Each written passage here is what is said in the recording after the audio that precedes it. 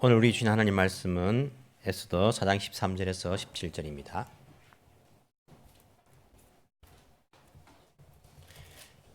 구약성경 에스더기 4장 13절에서 17절까지 말씀을 찾겠습니다.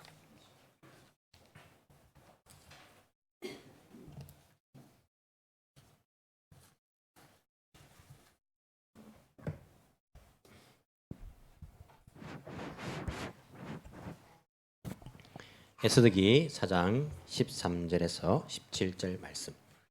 제가 가진 성경은요 674페이지 가로에서 548페이지. 제가 봉독해 드리겠습니다. 에스더기 4장 13절에서 17절까지 말씀 제가 봉독해 드리겠습니다. 모르드게는 그들을 시켜서 에스더에게 다음과 같이 전하라고 하였다. 왕후께서는 궁궐에 계신다고 하여 모든 유다 사람이 겪는 재난을 피할 수 있다고 생각하십니까? 이런 때에 왕후께서 입을 다물고 계시면 유다 사람들은 다른 곳에서라도 도움을 얻어서 마침내는 구원을 받고 살아날 것이지만 왕후와 왕후의 집안은 멸망할 것입니다. 왕후께서 이처럼 왕후의 자리에 오르신 것이 바로 이런 일 때문인지를 누가 압니까? 에스더는 다시 그들을 시켜서 모르드게에게 이렇게 전하라고 하였다. 어서 수산에 있는 유다 사람들을 한 곳에 모으시고 나를 위하여 금식하게 하십시오. 사흘 동안은 밤낮 먹지도 마시지도 말게 하십시오. 나와 내 시녀들도 그렇게 금식하겠습니다. 그렇게 하고 난 다음에는 법을 어기고서라도 내가 임금님께 나아가겠습니다. 그러다가 죽으면 죽으렵니다. 모르드게는 나가서 에스더가 일러준 대로 하였다. 아멘. 자, 오늘 에스더까지 이제 우리가 오게 되었습니다. 제가 설교를 준비하면서 그런 생각을 했습니다. 예수님께서 말씀을 전하실 때에 사람들은 어떤 마음으로 앉아 있었을까? 초대교회 때에 바울이 초대교회에서 말씀을 전할 때 사람들은 어떤 마음으로 앉아 있었을까 생각을 해봤습니다. 아마 사모하는 마음과 기대하는 마음과 그리고 편안한 마음으로 앉아 있었지 않을까라는 생각들을 해봤어요. 그래서 여러분들이 우리 예배가 너무 경직되거나 딱딱한 것은 별로 이렇게 예수님 시대 때도 그렇고 초대교회 때도 그렇고 맞지 않는 게 아닌가라는 생각들을 해봅니다. 여러분들 어깨 힘을 푸시고 편안한 마음으로, 마음이 안 편한데 어떻게 편하게 앉으셨습니까? 다 내려놓으십 십자가 밑에 여러분 한 주간의 근심과 걱정과 아픔과 슬픔과 노여움과 모든 것들을요 여기 나오셨으니까 예수님 십자가 밑에 다 그냥 내려놓으시면 됩니다. 왜냐하면 그분이 대신 짐을 지시고 책임져 주시기 때문에. 여러분들은 이 시간 편안한 마음으로 평안 뭡니까? 샬롬, 하나님 주신 샬롬으로서 앉아 계시면 됩니다. 계시고 예수님 시대 때 예수님께서 말씀하시면요 서로 일방통행이 아니라 양방통행이지 않았을까라는 생각들을 합니다. 바울도 마찬가지고 가르치면 또 이렇게 묻기도 하고 행지도 있고 또 재밌는 이야기를 해주시면 사람들이 웃기도 하고 그리고 재밌게 귀를 기울이기도 하고 그런 서로 상반간에 어떤 영적인 교류가 있었지 않았을까라는 생각들을 해보는데 우리가 오늘날도 뭐 의자에 앉았지만은 예배가 딱딱한 것이 아니라 서로 간에 주님 안에서 서로 영적인 교류가 있고 또 하나님께서 부어주시는 그런 은혜와 위로와 회복의 그런 은혜가 서로 느껴질 수 있는 영적으로 육적으로 편안한 그런 자리. 그래서 눕지는 마십시오. 누워가지고 편안하게 뭐 주무시거나 그래 하란 말이 아니라 우리가 조금 하나님 주신 안식을 누릴 수 있는 진정한 안식일 날 예배가 되었으면 좋겠다는 생각들을 해봅니다. 오늘 에스더서를 통해서 하나님께서 우리에게 하시고자 하는 말씀이 분명히 계십니다. 성경을 읽을 때에 독자들 있지 않습니까? 에스더 당시에 위협을 느꼈던 유대인들 그들에게 있어서 이 분위기 속에서 어떤 마음이 들었을까를 생각해 보는 것. 또 에스더기라는 그 성경책이 쓰여지고 난 다음에 이것을 읽는 이스라엘 백성들의 그런 마음들이 어땠을까? 그리고 오늘날까지 에스더서가 우리에게까지 전달되어 가지고 지금 우리에게 하나님께서 주시는 그러한 메시지는 무엇일까? 다 같이 이렇게 생각해 보다 보면 하나님의 은혜가 훨씬 깊게 느껴질 수 있을 것입니다. 우리가 성경의 순서대로는요 에스라, 느헤미야, 에스더 이런 순서가 나옵니다. 하지만 에스더의 그러한 기록이 사건이 느헤미야 뒤에 나오는 사건은 아니라고 했습니다. 기억하십니까? 언제 일어난 일이라고 말씀을 드렸습니까? 갑자기 미소를 지으시네요, 여러분들. 안 봐드리겠습니다. 말씀을 해보십시오. 에스더는 느헤미야 뒤에 나오지만 사실은 에스라서 6장과 7장 사이에 일어난 일이다라고 말씀을 드렸습니다.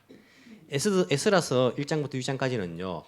포로에서 돌아온 제 첫 번째 사람들의 이야기가 기록되어 있고 7장부터 마지막 장까지는 두 번째 포로에서 돌아온 사람들의 이야기가 기록되어 있으며 느헤미야는 세 번째 포로에서 돌아온 사람들의 이야기가 기록되어 있다라고 말씀을 드렸는데 에스더는 그 뒤의 이야기가 아니라 첫 번째 포로에서 돌아온 사람들과 두 번째 포로에서 돌아온 사람들 사이에 일어난 일이다. 그렇게 말씀을 드렸습니다.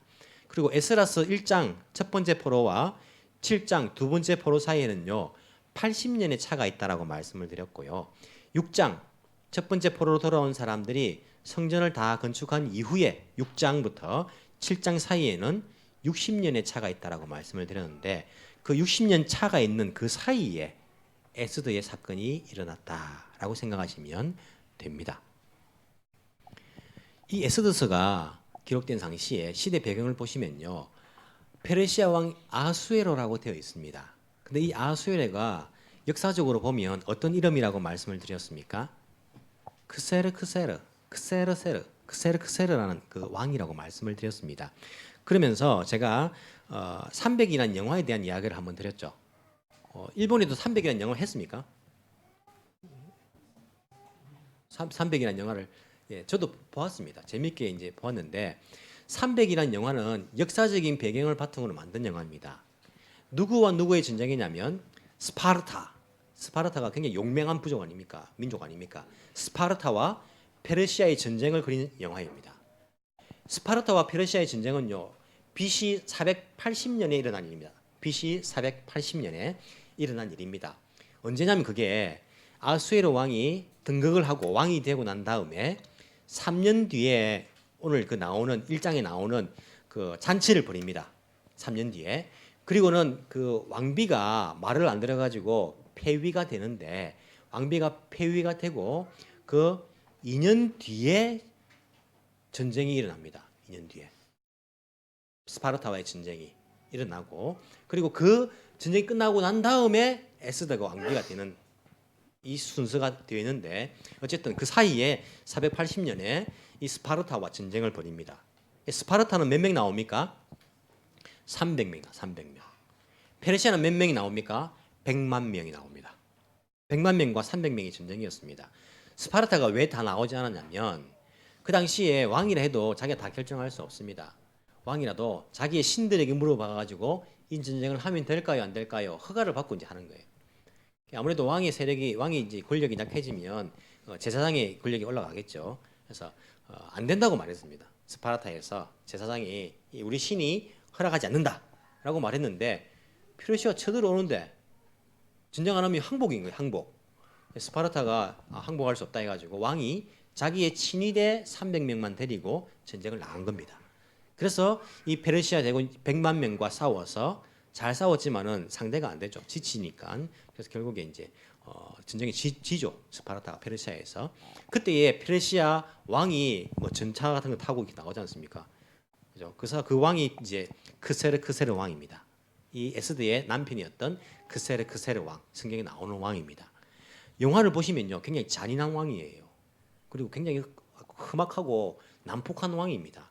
실제적으로 역사 속에서도 이 크세르 왕은요, 난폭하고 잔인한 왕이에요. 실제적으로도.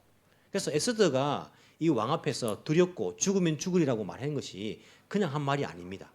정말 그냥 한 민족도 쉽게 죽일 수도 있고 자기 말을 듣지 않으면요, 왕비도 탁 이렇게 죽일 수 있는 입장이 그런 성격을 가진 사람이에요. 하나님께서 정말 이 크세르 왕의 마음을 만져가지고 에스더에게 호의를 베풀게 하는 것이 우리가 이제 볼 수가 있죠. 크세르 왕이 그런 왕입니다. 이 왕이 잔치를 벌인 겁니다. 자기가 이제 왕이 되고 난 다음에 조금씩 나라가 안정되었을 때에 왕이 올라왔던 아마 그 잔치였을 거예요. 180일 동안 그 6개월 동안 잔치를 벌이지 않습니까? 그래서 전 도에 있는 사람들 다 참석해가지고 자기 얼굴을 보면서 자기가 왕으로 등극된 것을 보게 합니다. 그 잔치 가운데에 자기가 이제 뭐 술도 취했고 흥이 올라가지고 와스디라는 그 왕비가 있었는데 굉장히 예뻤던 것 같아요. 물론 지금의 미의 기준과는 다릅니다. 여러분 중국의 양귀비라는 그 사람 미인이란 말하는데 그림을 보면 어떻습니까? 본 적 없습니까? 뚱뚱한 게 죄는 아닙니다. 뚱뚱하고 발이 조그마하고 이게 이제 그 당시 미의 기준이었고 우리 한국도 그렇지 않습니까? 한국도 지금은 이게 날씬하고 막 이런 게 이제 아름답다 말하지만요. 옛날에는 어떻게 했습니까? 동글하고 통통하고 복스러운 복덩이 같은 사람. 여러분들 옛날에 태어난 정말 미인인데 복스러운 사람 이게 이제 그 미의 기준이었어요. 똑같은 동시대지만은요. 북한도 우리와 미의 기준이 다릅니다. 북한도 남자가 어떻습니까? 배가 좀 나오고 좀 이렇게 크고 덩치가 이런 남자답게 생긴 배가 나온 게 남자다운지 모르겠지만은 하여튼 그런 게 또 인기가 있다 말하지 않습니까? 이 당시도 마찬가지예요. 와서디가 미인이라 하지만은 지금의 아마 미의 기준과는 다를 거예요. 어떤 사람이 에스더 그 당시 이제 역사 고정에서 에스더를 그린 것을 봤는데 지금의 그런 미의 기준과는 확실히 다르더라고요. 와서디가 굉장히 미인이었는가 봐요. 그래서 이 왕이 크세르 왕이 많은 사람들에게 자랑을 하고 싶었어요.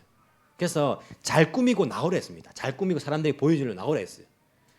자, 우리 여인들이요. 물어볼까요? 남편들이 자기 친구들 막 모아놓고 술을 막 먹으면 취했어요. 그래가지고 뭐 술자리에서 네 우리 마누라 보여줄게 하면서 야 화장하고 이쁘게 나와 하면 나갑니까 안 나갑니까? 죽으려고. 기분이 좋습니까 안 좋습니까? 기분이 안 좋아요. 뭐 하는 짓이가 지금 나를 나를 지금 뭘 취급을 하는 것이냐? 술집 여자도 아니고 내가 이거 뭘 술 취해가지고 친구들한테 나를 보여주고 싶다고? 이게 부부 동반 여행도 아니고 뭐 참석도 아니고 이게 뭐 하는 짓이냐? 자존심이 상하지 않습니까? 그래서 이 와스이 왕비가 성격도 대단했는 것 같아요. 나는 안 나간댔어요. 못 나가겠다. 그렇게 거절을 했습니다. 왕이 체면이 안 쓰잖아요. 왕인데 페르시아 왕이 그 당시에 거의 뭐 전 세계는 아니지만 그 당시 그 주변의 모든 나라를 다스리는 왕이었는데 자기 한마디면요 다 그냥 목숨도 날아가는데 이 왕비가 오랬는데 안 온 거예요. 이 자기 체면을 안 쓰는 거예요. 그래서 이 왕이 이제 신하들하고 이거 어떻게 하면 좋겠느냐 의논을 한 겁니다. 신하들이 말했습니다. 임금님 이걸 그냥 두면 페르시아에 있는 모든 나라들의 그 여인들이 남편 말 안 들을 겁니다. 이렇게 이제 이야기를 하면서 그냥 둬서는 안 됩니다. 이렇게 하고는 다시는 두 분 다시 왕 앞에 나오지 못하도록 해야 됩니다. 하고는 이제 무슨 말이냐면 폐위를 한 거죠. 왕비에서 물러서도록 그렇게 만든 것입니다. 폐위를 시켜버렸어요. 그리고는 아마 폐위했다고 금방 뭐 이렇게 또 왕비를 뽑지는 않았습니다. 왜냐하면 뭐 후궁도 많이 있고 여인들이 왕궁에 많이 있기 때문에 그렇게 이제 있다가 마침 또 전쟁도 일어났어요. 스파르타의 전쟁도 일어나고 정신이 없었을 것입니다. 그래서 그 2년이 지나고 난 다음에 신하들이 임금님 왕비를 이렇게 뽑아야 되지 않겠습니까? 라고 이제 말을 한 거예요. 전국 각도에서 아름다운 여인들을 불러옵니다. 그 안에 누가 있었냐면 에스더라는 여인이 있었던 거예요. 그리고는 에스더가 왕비로 책봉되는 그러한 일이 성경에 기록되어 있습니다. 그리고는 이제 한 5년이 지났습니다. 5년이 지났는데 어떤 일이 있었냐면 이 페르시아의 넘버 2가 누구냐면 하만이라는 사람이 하만이라는 사람이었는데 넘버 2니까요. 모든 사람들이 다 거기 엎드려가지고 절합니다. 엎드려가지고 막 진짜 국가 권력, 페르시아 왕 다음에 그 권력이니까 얼마나 대단한 권력입니까? 딱 한 사람 절을 하지 않는 거예요. 그 사람이 누구냐면 모르드게라는 사람이었습니다. 이 사람이 왕궁의 문직이었는데 모르드게가 이 하만에게 절을 하지 않는 거예요. 모르드게는 에스더의 어떤 관계입니까? 사촌 오빠입니다. 사촌 오빠. 자기의 삼촌의 딸이니까. 에스더는 부모님이 없었어요. 고아였고 이 모르드게가 사촌 오빠지만은 부모처럼 키웠어요. 부모처럼. 나이 차이가 좀 있었는지 모르지만은 모르드게가 이 에스더를 딸처럼 키웠습니다. 사촌 오빠지만. 여러분도 그런 사람 있지 않습니까? 이 딸 같은 그런 동생 그리고 아들 같은 그런 동생들이 있지 않습니까? 나이 차이가 좀 있고 부모님이 또 여인세가 들고 하면 그렇게 키운 사람들 있지 않습니까? 그런 사이였어요. 그런데 이 모르드게가요 하만에게 절하지 않는 거예요. 하만이 기분이 상당히 나쁘지 않습니까? 모르드게가 왜 절하지 않았는가? 성경에 기록되어 있지는 않아요. 우리가 보면 아니 넘버 2면 당연히 문지기가 절해야 되는 거 아닙니까? 절하고 해야 되는데 왜 절하지 않았을까? 이게 참 의문이에요. 그 절하면 될 건데 왜 안 했을까요? 잘 모르겠지만 3장 1절에 보시면요, 이 하만이 어떤 사람인가에 대해서 나옵니다. 3장 1절에 보면 아각 사람 함므다다의 아들 하만 이렇게 이야기합니다. 아각 사람이라고 말합니다. 아각 사람이라는 말은 무슨 말이냐면 아각이란 것이 아말렉의 왕 이름이 아각이었습니다. 아말렉의 왕 이름이 아각.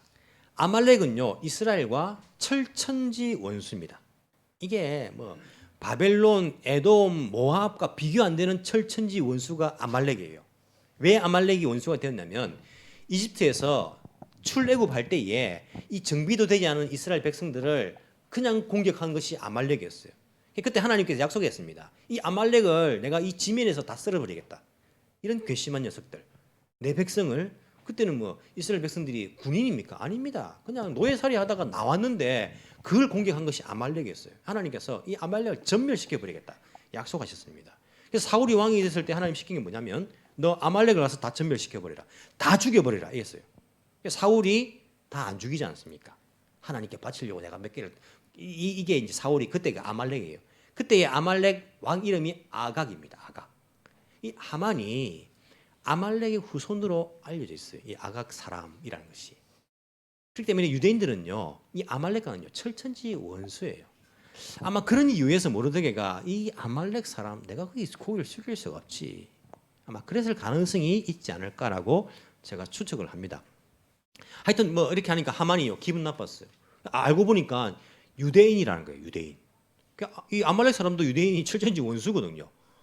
자기들 유대인하고 늘 싸우면서 싸울 때에 다 전멸당하고 막 그 역사를 알고 있으니까 모르드게만 죽이면 안 되겠다. 유대인들 다 전멸시켜야겠다. 이런 계획을 세웠습니다. 그리고는 왕에게 가서 유대인이라 말하지 않고 뭐라 했냐면 한 민족이 있는데 법을 잘 지키지 않습니다. 이 민족을 다 쓸어버리면 은 1만 달란트를 모을 수 있습니다. 340톤 모을 수 있습니다. 이렇게 말한 거예요. 아수에로 왕, 그세르카는 원래 잔인한 왕이에요. 한 민족이 없어지는 말인가 별로 상관 안 합니다. 거기다가 한 나라가요 전쟁을 치르면 돈이 많이 듭니다. 다 많이 들기 때문에 국고에 이익이 된다 하니까 그래 그러면 내한테 맡길게. 반지를 내줘서 도장을 내줬어. 인감 도장을. 그리고 도장을 찍어서 왕의 명령을 만들었습니다. 유대인을 전멸하려고. 그래서 전멸하는 날짜를 제비를 뽑았습니다. 제비를. 이 당시에는 이 제비 뽑는 것이 신이 내려준 날 이렇게 선택하는 게 있었어요. 이 제비 뽑는 게 이 아람 말로 뭐냐면 부림이에요. 부림, 푸딩이 아니라 부림. 이게 이제 제비 뽑다는 말이에요. 제비를 뽑았습니다. 정월에 제비를 뽑았다 하거든요. 이때 정월은요 3월입니다. 3월. 12월 13일이 뽑혔어요. 12월 13일이니까 2월 13일이 지금으로 말하면 3월이 정월이고 2월이 12월이니까 2월 13일이 뽑혔습니다. 이게 그나마 다행인 게 1년 남았는 거예요. 뽑았는데 연말에 뽑힌 거예요. 연말 날짜가. 그 날짜에 일제히 페르시아가 다스리고 있는 모든 각도의 유대인들을 전멸할 계획들을 다 도장을 찍어서 다 보내버린 거예요. 모르드게 난리가 났습니다. 베옷을 입고 하나님 기도하면서 사케비 하면서 막 이렇게 큰 목소리로 막 이렇게 통곡을 하면서 유대인들이 난리가 난 거예요. 에스더가 그 이야기를 듣고요 옷을 보냅니다. 그렇게 하지 마십시오 하니까 모르드게가 에스더에게 사람을 보내가지고 그렇게 말합니다. 왕에게 나가서 우리 민족을 살려달라고 이야기해라. 그러니까 에스더가 대답을 합니다. 임금님이 부르지 않았는데 나가면요 우리 다 죽습니다. 원래 이게 법입니다. 왕을 보호하기 위한 페르시아 법이 임금이 부르지 않은 사람이 모습을 드러내면요 옆에 있는 경호원들이 다 죽여버리는 거예요. 왕을 보호하기 위해서. 이게 페르시아 법입니다. 왕비도 상관없이 모든 사람들 다 죽여버리는 겁니다. 내가 왕에게 부름받지 못한 것이 한 달이 지났습니다. 그렇게 이야기했어요. 모르드게가 오늘 본문의 말씀을 하는 거예요. 너가 왕궁에 있다 해서 너 혼자 안전하다고 착각하지 마라. 너가 만약에 그 부탁을 안 하면 우리 유대인들은 다른 방법을 통해 가지고 구원을 받을 것이다. 하지만 너와 너 집은 망할 것인 것을 너 기억해라. 무슨 말이죠, 그죠? 그 이야기를 합니다. 그때 에스더가 그 이야기를 듣고 오늘 대답을 하는 거예요. 금식해 주십시오. 내가 왕 앞에 나가겠습니다. 근데 내가 만약 죽는 일이 있다면 내가 죽겠습니다. 죽으면 죽으리라. 라고만 대답을 하는 거예요. 자, 그리고는요 왕 앞에 나갑니다. 나갔을 때 이 왕이 금홀, 금호를 내밀었을 때 내밀면 그 끝을 잡으면 그 죽지 않고 왕을 만날 수 있어요. 에스더가 모습이 보이는데 왕이 너무 사랑스러운 마음, 하나님께 주신 마음이겠죠. 이 아수르의 왕에게 금호를 내밉니다. 그래서 그게 더 해가지고 너무 사랑스러워서 너가 원하는 건 내 나라 절반도 주겠다라고 말하는 거예요. 에스더가 잔치를 베풀었습니다. 임금님을 위해서. 하만과 참석해 주십시오. 하만이요 기분이 좋아졌습니다. 그리고는 너 그 잔치할 때 너 소원은 뭐냐? 내가 다 들어줄게 하니까 잔치를 한 번 더 준비하겠습니다. 또 오십시오. 그렇게 이야기하는 거예요. 아, 또 다른 음식을 준비하려나? 그래서 또 이제 하만과 함께 참석을 하는 거예요. 그때에 또 말했습니다. 내가 소원을 말해라. 내가 다 들어 기분 좋아가지고 말했습니다. 그때 에스더가 말합니다.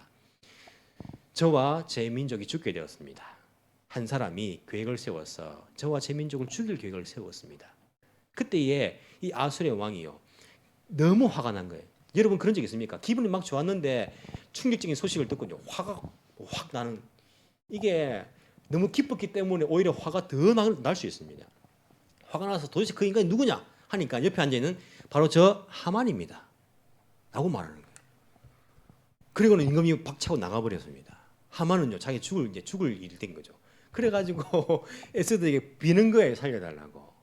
처음에는 뭐 가까이 가서 안 했겠죠. 에스더가 안 들어주니까 가까이 가가지고 에스더에게 가서 비는 거예요. 그 모습이 왕이 다시 들어왔는데 왕비에게 손을 대는 거예요. 그러니까 너 왕비를 범하려고 하느냐 이 말에 하만을 끌고 나가서 죽여버렸어요. 그리고는 모르드게를 불러가지고 이 왕의 법령을 다시 선포합니다. 한번 왕이 도장을 찍으면요 그걸 취소할 수는 없어요. 왕의 법령이라는 것이 하나님 약속도 취소하는 것처럼 취소할 수는 없고 새로운 법령을 발표합니다. 12월 13일 날 유대인들을 전멸하는 그날 유대인들이 그 적에 대해서 자기를 보호하기 위해서 공격해도 좋다. 즉 유대인이 적이 되는 사람의 유대인이 그냥 당하는 것이 아니라 너희들이 준비를 해서 그 사람들을 죽여버려도 좋다라는 새로운 법령을 선포합니다. 새로운 법령을 선포하고는 그날이 되었을 때에 유대인의 적이 된 사람들을 다 죽여버릴 수 있다. 그래서 그날 유대인이 되는 사람이 많았다라고 성경에서 이야기하고 있어요. 왜냐하면 누구나 다 하나님의 백성이 될 수 있습니다. 이 구약 시대 때에도. 그리고는 모르드게가 하만의 자리 제2인자의 자리에 올랐다. 그리고는 그날이 부림의 날, 부림절이 되었다라고 이 이야기가 끝나고 있어요. 여러분 지금도 부림절을 이스라엘 사람들은 좀 지킵니다. 이스라엘 3대 절기 6월절, 한우카, 12월달, 지금 12월달인 한우카, 그리고 2월달에 있을 부림절, 이게 유대인의 3대 절기 가운데 지금에 지키고 있는 절기예요. 그래서 지금도 2월달에 이런 13일, 14일, 15일 하루 정도 차이가 나는데 가시면요 이 축제를 한다고 해요. 지금도. 그리고 이날에는 에스더서를 반드시 읽는다고 합니다. 읽으면서 하만이라는 그 글자가 나오면요 다들 큰 소리로 막 이렇게 만든대요. 하만 글자 나오면 막 하면서 지금도 그렇게 축제를 즐긴다고 해요. 자기들이 구원받은 날. 이것은 역사적으로 사실입니다. 우리 한국에서 광복절이 해방한 날 아닙니까? 역사적인 사실 아닙니까? 이것을 야 그건 너 없던 얘기 꾸민 거 아니냐 이렇게 말하면요 우리 뭐라 말합니까? 아, 저런 무식한 인간이 다 있냐 이렇게 말할 거예요. 이런 부림의 날은요 이스라엘의 역사적인 그러한 명절입니다. 그래서 이 에스더서 이야기를 이거 다 꾸민 이야기 아니냐 말하면요 이 무식한 이야기, 이스라엘 민족을 무시하는 거예요. 나라의 국경일인데. 지금도 이 부림의 날을 지키고 있어요. 그 사람들은 이게 축제가 되었다라고 말합니다. 하나님께서 에스더서를 통하여서 무엇을 말씀하고 싶은가 우리가 그것을 알아야 됩니다. 우리에게 그러면 나는 이스라엘 사람도 아닌데 나하고 에스더서가 무슨 상관이 있느냐 이것을 잘 보시면요 하나님께서 에스더서를 통해서 우리에게 하시는 말씀이 있습니다. 그것이 뭐냐면 오늘날 하나님의 백성들은 어떤 삶의 태도를 가지고 살아야 되는가를 보여주십니다.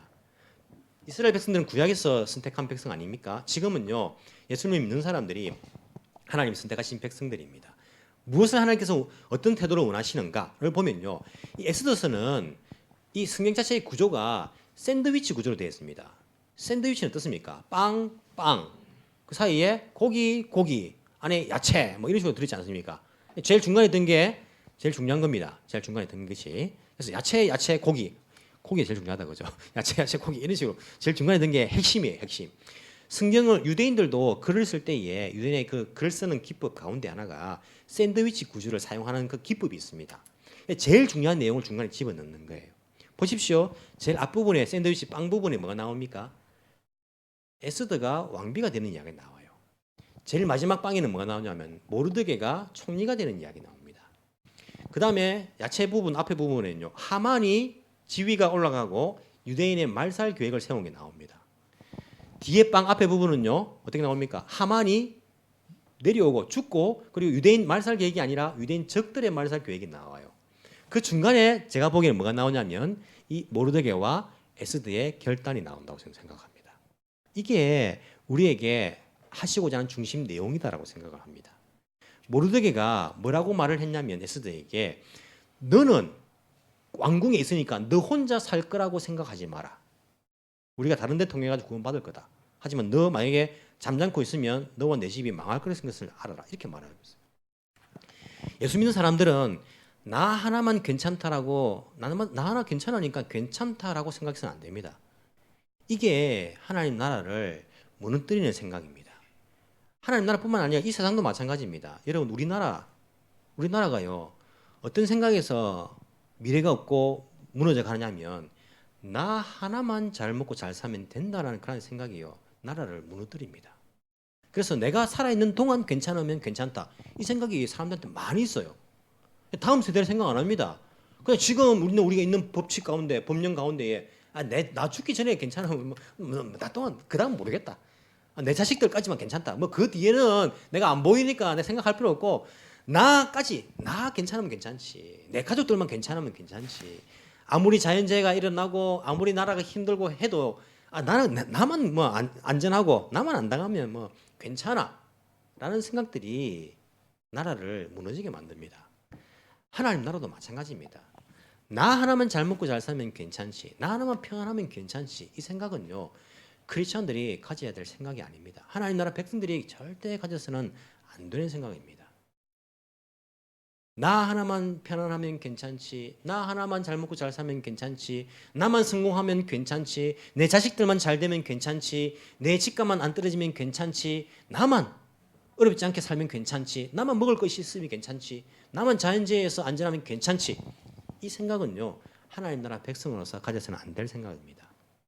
하나님은 그러면 다른 방법을 통해 가지고 하나님의 일을 하실 거예요. 하지만 그런 생각을 가진 사람들 가만히 두지 않을 것이라고 모르드게의 말을 통해서 이야기를 하고 있습니다. 그리고 에스더의 그 결단, 내가 이렇게 순종하겠습니다. 나만 괜찮으면 되는 게 아니라 내 민족을 위해서 내가 목숨 걸고 나아가겠습니다. 죽으면 죽겠습니다. 이런 태도들. 이게 그냥 삶과 죽음, 뭐 죽으면 되지 뭐 이런 게 아닙니다. 이런 게 아니라 가치관의 문제입니다. 가치관 문제.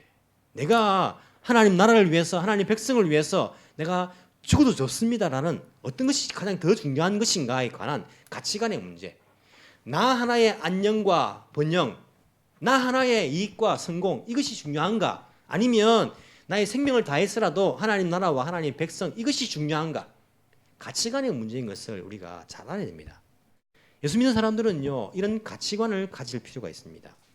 여러분 우리가 변화되어야 될 것이 뭐냐면 내 머릿속에 있는 이 생각들을요 다 끄집어내 가지고 이걸 다 사용시켜야 됩니다. 인간적인 생각 그리고 이기적인 생각 이 생각을요 우리 순간순간 우리 이게 굉장히 자연스러운 거예요. 죄인이기 때문에 그냥 가만히 있으면 이기적인 생각 인간적인 생각이 나를 지배하고 있어요. 이 생각을 끄집어내 가지고 목줄라 죽여야 됩니다. 이걸 죽이고 이게 하나님 나라의 생각으로 가치관으로 바꿔야 돼요. 가치관의 문제입니다. 가치관의 문제. 내 통장에 돈이 많으면 내가 막 기쁘고 내가 가진 건 많으면 즐겁고 내가 나만 잘 먹고 잘 살면 나는 편안하고 내가 성공하는 것만 생각하고 이 생각을 버려야 됩니다. 이 생각을 사망시키고 하나님 나라와 하나님의 백성 하나님의 계획을 위해서 내 목숨까지도 내가 내어준다는 이 생각을 우리가 살려야 됩니다. 내 가치관 속에서. 이것이 되지 않으면요 우리는 아무 상관없이 하나님 나라 백성이지만 살아갈 수 있는 가능성이 있다는 것입니다. 이런 수많은 사람들이 예수 믿고 수많은 사람들이 교회를 다닌다고 말하지만은요 이 가치관이 변하지 않아 가지고 우리가 똑같이 생각한다니까요. 나 하나만 잘 먹고 잘 살면 되지 뭐. 우리 가족만 잘 먹고 잘 살면 되지. 이 생각에서 벗어나지 못해요. 내 성공이 중요한 거고 내가 편안한 것이 중요한 것이고 이게 다 중요하다고 생각하고 하나님께서는 그게 아니다. 너 하나만 괜찮다라고 생각하지 마라. 내가 죽으면 죽으리라. 이 가치관을 내가 가져야 된다. 예수님께서 이 에스더의 이야기와 똑같은 이야기를 하셨습니다. 누가복음 9장에 보시면요, 예수님께서 그렇게 말씀하셨습니다. 너희들 나를 따라오느냐? 나를 믿는 사람이 크리스찬이 되려고 하느냐? 나를 따라오는 사람은, 크리스찬이 되려고 하는 사람은 자기를 부인해야 된다. 날마다 자기 십자가를 지고 나를 따라와야 된다. 누구든지 제 목숨을 구하려고 하는 사람은 잃을 것이다. 누구든지 나를 위해 제 목숨을 잃는 사람은 목숨을 얻을 것이다. 똑같은 말씀 아닙니까? 내가 이 땅에서 내 목숨 살아내려고, 내 자식들 먹고 살게 만들려고 막 살려고 막 이렇게 하면 하나님 보시기에 너 하나만을 위해서, 너 먹고 살려고, 그 사람은요 목숨을 잃을 것이라고 말하는 거예요. 근데 주님을 위해, 주의 나라를 위해서 목숨까지 내어 걸고 우리가 나아간다면 그 사람은 영원한 생명을 얻을 것이라고, 목숨을 얻게 될 것이라고 예수님께서 말씀하신 것과 똑같은 것입니다. 바울도 뭐라 합니까? 바울도 예수님과 똑같은 이야기, 에스더와 똑같은 이야기를 하고 있어요. 로마서 14장에 보시면 바울이 그렇게 말합니다. 우리 가운데는 자기만을 위하여 사는 사람도 없고 또 자기만을 위하여 죽는 사람도 없습니다. 왜 없습니까? 우리 이 세상은요 지금 다 자기만을 위하여 살고 자기만을 죽습니다. 자기만을 위해 살지 않습니까? 자기만을 위해 죽는 것도 자기만을 위해 살다 죽는 거 아닙니까? 하지만 바울은요, 자기와 자기 복음 사역을 하고 있는 동료들은 자기만을 위하여 사는 사람도 없고 자기만을 위해 죽는 사람도 없습니다. 우리는 살아도 주님을 위하여 살고 죽어도 주님을 위하여 죽습니다. 그러므로 우리는 살든지 죽든지 주님의 것입니다. 이게 사도 바울의 고백입니다. 똑같지 않습니까? 주님을 위해 살고 죽는 것이 무엇입니까? 하나님 나라와 그 백성들, 하나님 나라의 의를 위해서 살아가고 그것을 위해 죽는다는 말 아닙니까? 이것을 위해서 살아간다라고 사도 바울도 똑같은 이야기, 성경에서요 똑같은 그런 메시지가 흘러가고 있는 것을 우리가 알 수 있습니다. 여러분 보십시오. 에스더와 모르드게는요 우리와 굉장히 많이 닮아 있습니다. 페르시아 고레스 왕이 선포했습니다. 자, 포로 잡힌 사람들 다 집으로 돌아가라. 그러면요 하나님 약속 생각합니다. 약속의 땅 이스라엘로 돌아가야지 생각해야 되는데 모르드게와 에스더는요 안 돌아간 집안의 자식들이에요. 안 돌아갔습니다. 돌아가야 될 거 아닙니까? 하나님 약속의 땅인데, 약속이 있는데 사모하면서 돌아가야지요. 돌아가지 않았습니다. 왜냐하면 여기에 성공하고 살고 있었거든요. 모르드게 문지기니까 그냥 경비원 아닙니다. 중요한 역할의 그 공무원입니다. 이 왕궁 안에서 성공했거든요. 에스더 왕비 얼마큼 더 성공하겠습니까? 이 당시의 여인으로서 성공했거든요. 하나님 약속 별로 생각하지 않았습니다. 중요하게 생각하지 않았습니다. 심지어 모르드게가 에스더한테 왕비가 될 때 뭐라 말했습니까? 너 유대인이라고 말하지 마라. 우리가 안 비슷합니까? 우리도 이 땅에 살아가면서 6일 동안 평일 때 살아갈 때 하나님 백성이지만은 평일 때는요 하나님 약속 별로 생각 안 합니다. 그냥 막 세상 사람들과 똑같이 성공을 바라보면서 살아가는 게 얼마나 많습니까? 모르드게가 에스더에게 너 유대인 말하지 마라 한 것처럼 내 크리스찬이라는 거 내가 별로 말 안 합니다. 숨깁니다. 혹시 왕비 못 될까봐, 그것 때문에 불이익 당할까봐 다 숨겨 살지 않습니까? 우리가 비슷해요. 하지만 이런 자들에게 하나님께서 말씀하시는 것은 뭐냐면 너 하나만을 살아서는 안 된다. 죽으면 죽으리라는 결단, 하나님 나라와 백성을 위해서 그 결단이 필요하다. 그 결단을 요구하시는 거예요. 그러면서 우리에게 주님 메시지가 너가 순종하지 않으면 하나님의 계획은 다른 사람을 통해서 이루어질 것이다. 하지만 너는 각오해라. 각오해라. 우리에게 우리 지금까지의 가치관을 버리고 하나님께서 원하시는 가치관으로 다시 무장하기를 하나님께서 그렇게 원하시는 것을 볼 수 있습니다. 여러분 두려워하지 마십시오. 무서워하지 마십시오. 여러분 에스더서에는요 하나님이란 단어가요 몇 번 나올까요? 에스더서에 하나님 혹은 여호와 이런 게 몇 번 나올까요? 단어가 한 번도 안 나옵니다. 에스더서는 하나님, 여호와 이런 단어가 한 번도 안 나와요. 한번 찾아보십시오. 하지만 하나님의 역사와 하나님의 도움의 손길이 있었다는 것을 우리가 볼 수 있습니다. 우리가 비슷하지 않습니까? 우리가 6일 동안 살아가다 보면요 하나님이 안 보여요. 안 보여요. 내 직장에서는 하나님 안 보입니다. 어디에 하나님의 이름이 있나? 내 학교에서는 하나님이 안 보입니다. 하지만 기억하십시오. 하나님의 도움의 손길은요 거기서 있습니다. 하나님이 거기서도 여러분들을 붙잡고 있습니다. 하나님이 교회 안에서만 여러분들을 보고 붙잡고 있습니까? 교회 밖에 나가는 순간은 여러분이 힘들어 살아야 됩니까? 아닙니다. 여러분 직장에서도요 하나님 그 직장을 다스리십니다. 페르시아 하나님 다스리십니다. 아수르의 왕 하나님 그 마음을 다스리시는 거예요. 여러분이 직장에서 사장님 마음, 여러분 학교에서 교장선생님 마음 다 하나님께서 다스리시는 거예요. 하나님 손 안에 있습니다. 두려워 마십시오. 놀라지 마십시오. 무서워하지 마십시오. 당당하십시오. 예수 믿는 거 부끄러운 거 아닙니다. 하나님 나라 백성 된 거 부끄러운 거 아닙니다. 예수 안 믿는 것이 부끄러운 것입니다. 그것이 오히려 그들이 정말 야 우리가 진리의 길을 찾지 못하였다. 자신들이 부끄러워할 일. 우리 세상 가운데에 때로는요 불신앙에 애쓰던 모르드게처럼 때로는 우리가 숨기고 때로는 혹시 불이익 받을까봐 왕비 못 될까봐 숨기고 이 세상의 성공만을 위해서 살아갈 때가 있을지 모르지만은 하나님께서는 우리에게 말씀하십니다. 너 나 안 보이지? 하지만 내가 다스리고 있다. 그 제비 뽑는 것도 모든 것 내가 다 계획하고 있고 내가 다 지금 너희들을 돕고 있다. 하나님께서 에스더를 통해서 우리에게 하신 말씀이에요. 여러분 교회 문 밖을 나가는 순간 여러분 하나님 나 몰라라 하지 않습니다. 여러분 함께 하십니다. 힘 주십니다. 능력 주십니다. 붙들어 주십니다. 내가 하나님 함께 하시는데 죽으면 죽으리라. 이 가치관을 가지고 주님을 위해 산다면 주님을 위해 죽는다면 여러분에게 하나님께서 이 부림의 축제를 허락해 주실 것입니다. 이게 바로 에스더를 통한 우리에게 주신 약속이고 예수님을 통한 우리의 가르침이며 바울을 통하여서 보여주신 하나님의 메시지인 것을 우리가 분명히 알아야 합니다. 힘내시기 바랍니다. 용감하시기 바랍니다. 당당하시기 바랍니다. 우리가 부끄러운 것이 아니라 세상이 부끄러워할 것입니다. 우리가 그 주님 지금도 살아계시기 때문에 그 주님과 함께 살아있음을 알면서 우리 이 땅 가운데 살아갈 때에 올바른 가치관을 가지고 하나님 나라 백성으로서의 그 태도를 가지고 여러분 살아간다면 죽으면 죽으리라. 주를 위해서 내가 죽고자 하는 자 목숨을 얻을 것이요 내가 사나 죽으나 주의 것이로다.